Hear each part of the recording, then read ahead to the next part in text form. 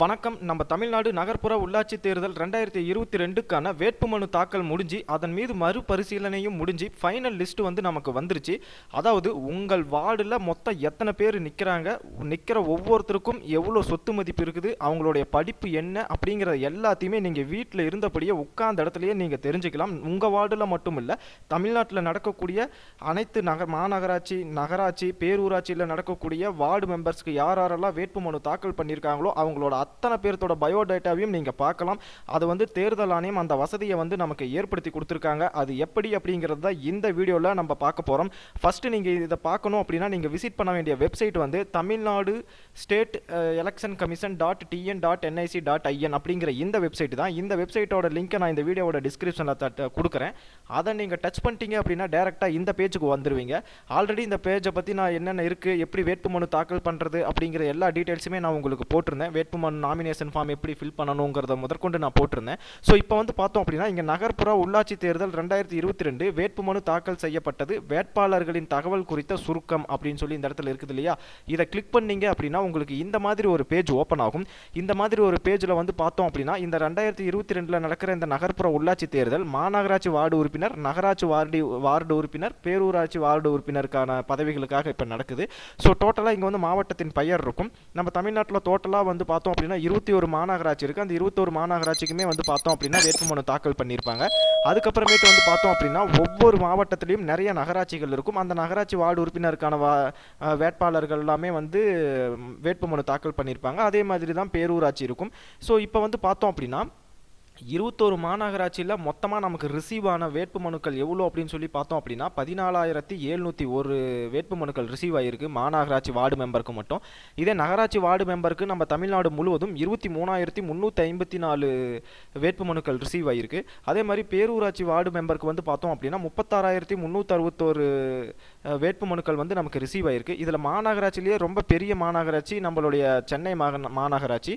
அதில் வந்து பார்த்தோம் அப்படின்னா நமக்கு கிட்டத்தட்ட 3,546 பேர் மாநகராட்சி வார்டு மெம்பருக்காக வேட்புமனுக்களை தாக்கல் பண்ணியிருக்காங்க. அடுத்தது ரெண்டாவது மாநகராட்சின்னு பார்த்தோம் அப்படின்னா நம்மளது கோயம்புத்தூர் 100 வார்டுகளை கொண்டு முன்னாடி பிளேஸில் ரெண்டாவது பிளேஸில் இருக்குது.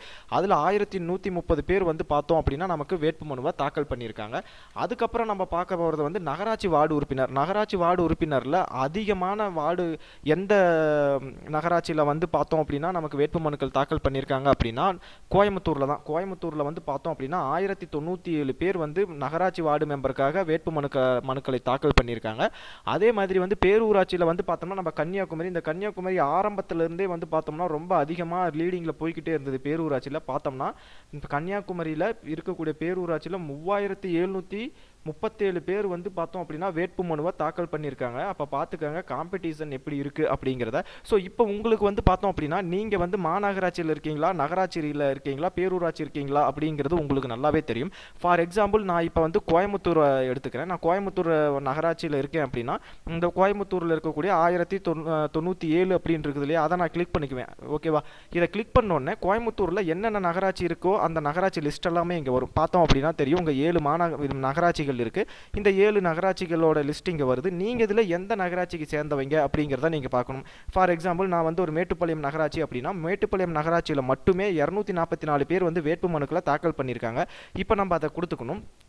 இப்போ அதை கொடுத்த உடனே மேட்டுப்பாளையம் நகராட்சியில் நீங்கள் எந்த வார்டை சேர்ந்தவர்கள் அப்படின்னு சொல்லி உங்களுக்கு தெரியும். ஃபார் எக்ஸாம்பிள் நான் வந்து இப்போ ஒரு 1வது வார்டுன்னு வச்சுக்கலாம். 1வது வார்டில் மட்டும் 7 பேர் தாக்கல் பண்ணியிருக்காங்க. 2வது வார்டில் மட்டும் 9 பேர் தாக்கல் பண்ணியிருக்காங்க. 3வது வார்டில் 6 பேர்.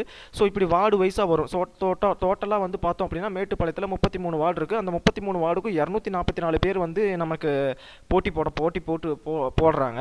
அதில் வந்து பார்த்தோம் அப்படின்னா ஒவ்வொரு வார்டுலேயும் எத்தனை பேர் வந்து தாக்கல் பண்ணியிருக்காங்க அப்படிங்கிற லிஸ்ட் இங்கே இருக்குது. ஸோ இப்போ வந்து பார்த்தோம் ஃபார் எக்ஸாம்பிளுக்கு இந்த 7 அப்படின்னு இருக்கு இல்லையா, நீங்கள் வந்து ஒரு வேளை 1வது வார்டாக இருக்கீங்க அப்படின்னா இந்த 1வது வார்டுக்கு நேராக இங்கே 7 இருக்கு இல்லையா, அந்த 7 டச் பண்ணீங்க அப்படின்னா அந்த 1வது வார்டில் இருக்கிற 7 பேர் யார், அவங்க அங்கே எந்தெந்த கட்சிக்காரங்க, அந்த எந்தெந்த கட்சிக்காரங்களுக்கு வந்து வேட்புமனு வந்து மறுபரிசீலனை பண்ணி ஓகே ஆயிருக்கு அப்படிங்கிற எல்லாமே வந்து டீட்டெயில்ஸ் வந்து நமக்கு இதில் தெரியும். இப்போ வந்து பார்த்தோம் அப்படின்னா இந்த லிஸ்ட்டில் இங்கே பதிவிறக்கம் அப்படின்னு சொல்லி இருக்கும். இந்த டவுன்லோட் அப்படின்னு சொல்லி கொடுத்துட்டீங்க அப்படின்னா நீங்கள் அந்த தனிப்பட்ட வேட்பாளருடைய வேட்புமனுவை நீங்கள் ஓப்பன் பண்ணி பார்க்கலாம். நான் இப்போ வந்து யாரையும் ஓப்பன் பண்ணி பார்க்க போகிறதில்ல. ஸோ நீங்கள் வந்து வேணும் அப்படின்னா நீங்கள் ஓப்பன் பண்ணி பார்த்துக்கலாம். இதே மாதிரி உங்களுடைய இந்த மாதிரி தான் உங்களுக்கு வேட்புமனு வந்து ஓப்பன் ஆகும். அதில் வந்து பார்த்தோம் அப்படின்னா அவங்களுடைய டீட்டெயில்ஸ், அவங்களுடைய கணவர் டீட்டெயில்ஸ், அவங்களுடைய கம்யூனிட்டி, அவங்களுடைய தொழில், அவங்களுடைய அசையும் சொத்து, அசையா சொத்து, அவங்களுடைய கணவருடைய அசையும் சொத்து, அசையா சொத்து, அவங்களை மகன் மகள்களுடைய அசையும் சொத்து, அசையா சொத்து, இந்த மாதிரி எல்லா டீட்டெயில்ஸுமே அதில் நம்ம வாக்காளர்கள் பார்க்கும் வகையில் நம்ம தேர்தல் ஆணையம் வந்து நமக்கு பதிவிட்டிருக்காங்க.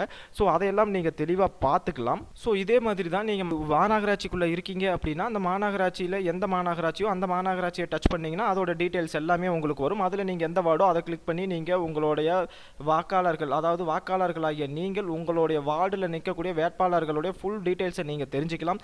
அதே மாதிரி தான் நமக்கு பேரூராட்சிக்கும், ஓகேவா? ஸோ இந்த மாதிரி மெத்தடில் நீங்கள் ட்ரை பண்ணீங்க அப்படின்னா உங்களுடைய வார்டு மெம்பர்ஸ் யாரெல்லாம் நிற்கிறாங்க, அவங்களுக்கு என்ன தகுதிகள், என்ன படிச்சிருக்காங்க, அவர்கள் உங்களை ஆள்வதற்கு சரியான நபர்களா இல்லையா அப்படிங்கிறத நீங்களே முடிவு பண்ணிக்கலாம். நீங்கள் எல்லாருமே மறக்காம வாக்கு நாள் அன்னைக்கு பிப்ரவரி 19ஆம் தேதி எங்கிருந்தாலும் போய் உங்களுடைய வாக்கை செலுத்திட்டு வந்துருங்க. ஏன்னா வாக்களிப்பது என்பது நமது தலையாய கடமைகளில் ஒன்றாகும். அதுதான் நம்மளுடைய முதல் கடமையுமே கூட. ஸோ அந்த கடமையை நம்ம ஒரு குடிமகனாக நிறைவேற்றணும். எல்லாரும் போய் மறக்காம வாக்களிச்சுட்டு வாங்க.